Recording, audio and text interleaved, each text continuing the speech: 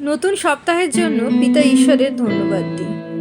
পবিত্র বাইবেল জিরামীয় ভাববাদীর পুস্তক 32 অধ্যায় 26 এবং 27 পদ বলে, পরে জিরমীয়র নিকটে সদাপ্রভুর এই বাক্য উপস্থিত হইল, দেখো, আমি সদাপ্রভু, সমুদয় মর্তের ঈশ্বর, আমার অসাধ্য কি কিছু আছে?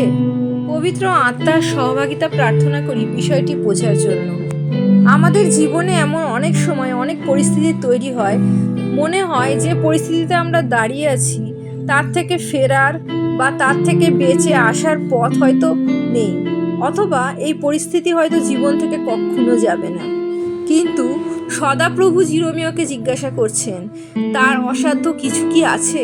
অর্থাৎ এই পৃথিবীতে সৃষ্টিকর্তা যিনি সদাপ্রভু পিতা ঈশ্বর, তিনি যা সৃষ্টি করেছেন এবং তার পরিকল্পনায় যা কিছু আছে তাই পৃথিবীতে ঘটে চলেছে।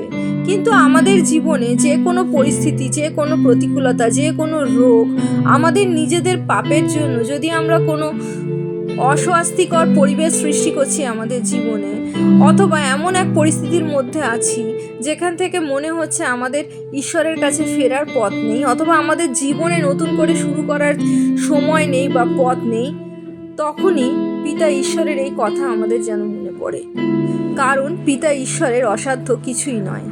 এই পৃথিবীতে মানুষের দ্বারা মানুষ কতভাবে অত্যাচারিত হয়, ডাকাতি, রাহাজানি, হত্যা, ধর্ষণ, লুট, চুরি এবং নানাভাবে শারীরিক আঘাতের সাথে সাথেও মানসিকভাবেও কত রকম আঘাত মানুষ পায়।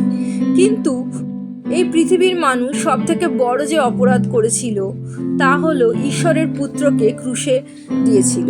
নিষ্কলঙ্ক মেষশাবক প্রভু যিশু, যার মধ্যে কোনো পাপ ছিল না, তাকে এই পৃথিবীর মানুষ শুধুমাত্র তিনি যেহেতু ঘোষণা করেছিলেন, তিনি বলতে চেয়েছিলেন যে তিনি ঈশ্বরের সন্তান, তাই জন্য তাকে ক্রুশে চড়ানো হয়েছিল। বলা যেতে পারে মানব জাতির এটি সব থেকে বড় পাপ। পাপ ঘটনা কখনো মানুষের স্বার্থে ব্যবহৃত হয় না, কিন্তু পিতা ঈশ্বর প্রভু যিশুর মৃত্যুবরণকেই, মৃত্যুতে প্রবেশকেই এবং সেই প্রবেশ করে মৃত্যুকে পরাজিত করে, পাপাত্মাকে পরাজিত করে পুনরুত্থানের মাধ্যমে যখন তিনি প্রভু যিশুকে উত্থাপিত করলেন, সেই ঘটনাটিকে মানুষের তার কাছে ফেরার একমাত্র পথ করে দিলেন। প্রভু যিশুর ক্রুশে আরোহণের মাধ্যমে, স্যাক্রিফাইসের মাধ্যমে, বলিদানের মাধ্যমে সৃষ্টিকর্তা তার সৃষ্টিকে ফেরার পথ করলেন।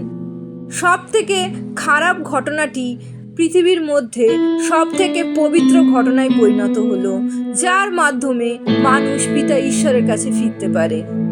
এর থেকে বড় উদাহরণ আর কি হতে পারে? ঈশ্বরের কোনো কিছু অসাধ্য নয়।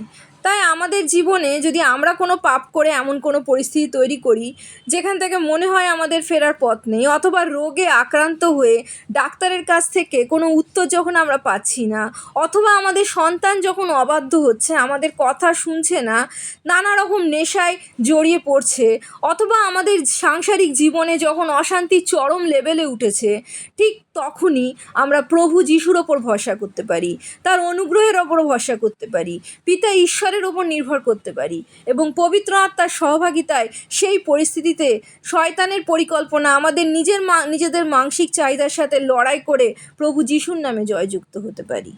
সাধু পল যেমন বলেন, আমরা জানি যাহারা ঈশ্বরকে প্রেম করে, যাহারা তাহার সংকল্প অনুসারে আহুত, তাহাদের পক্ষে সকলই মঙ্গলার্থে একসঙ্গে কার্য করিতেছে।